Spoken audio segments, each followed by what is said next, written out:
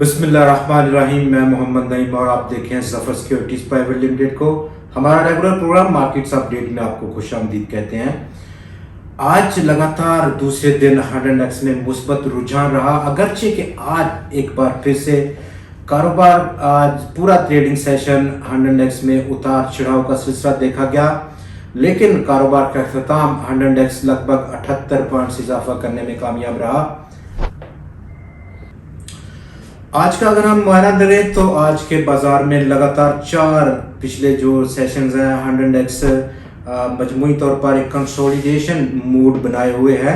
Consolidation का मतलब यह है कि जहां पर इस सतह पर जो कि पिछले दो साल की कम तरीन सतह है मार्केट की, वहां पर कंसोलिडेशन और लगातार 4 दिन 100x इस वक्त अपना जहन बना रहा है मजीद किसी डायरेक्शन के लिए और अपर साइड की पॉसिबिलिटी बहुत ज़्यादा है।